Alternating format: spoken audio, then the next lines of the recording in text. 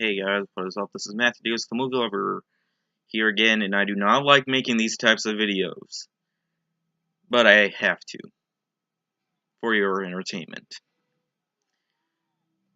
Uh, so, last weekend, fairly good things happened, except for one.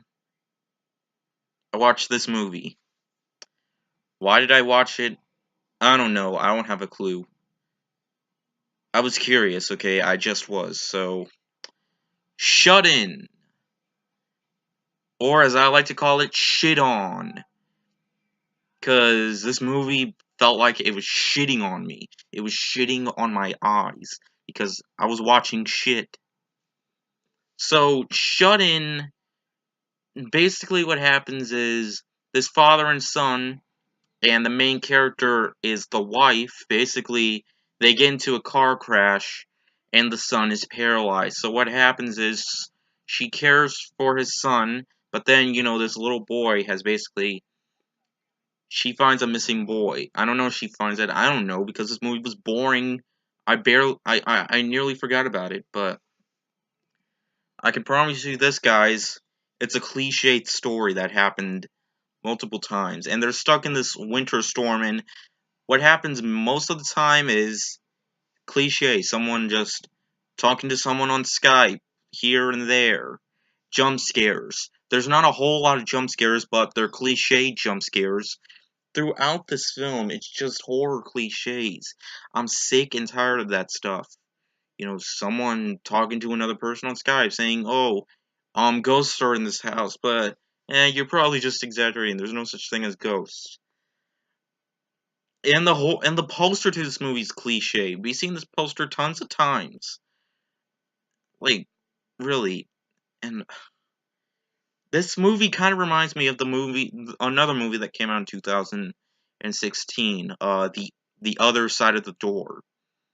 As much as I wasn't a fan of that movie, as much as how much even though I thought that movie was fine, it was still miles better than this, because I was like, I can totally see why, it has like a 3% on Rotten Tomatoes and a really low rating. People have been calling it one of the worst movies of the year, and one of Naomi Watts' worst films, and I can certainly agree with that.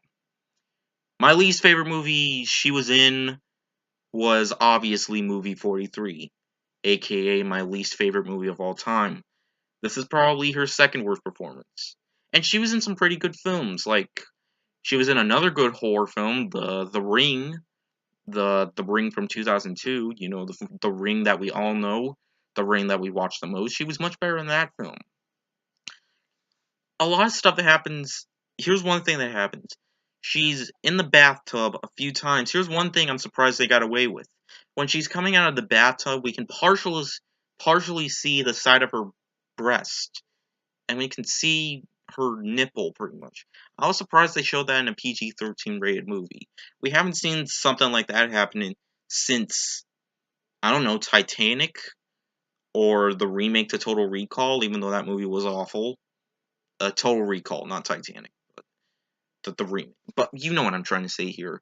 This film, from beginning to end, the end was pretty much, at least not the very end was cliche, but pretty much the final act of the movie was cliche. It felt like I was watching the ending to a bunch of other horror films. In fact, it kind of reminded me the ending to Woman in Black 2, but, I can say Naomi Watts is mediocre at best in this movie, as well as everybody else.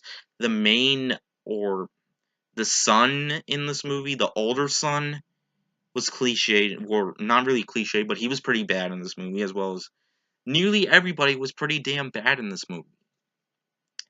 As well as the scares in this movie, they were so, like, oh, I'm like, really? I don't know what they were thinking. The film was barely in any theaters. In fact, I think it only was in the theaters for like a week or so. So pretty much, yeah, but all I gotta say is Shut In is a cliched horror movie. One of the worst horror films of last year. It's not as bad as The Darkness, though. but it was a pretty damn bad horror film. Overall, I'm just gonna give it a 1 out of 5. I can say Naomi Watts sometimes gives a good performance, but other than that. So yeah, that is it for this video, and I will see you guys later. Word out.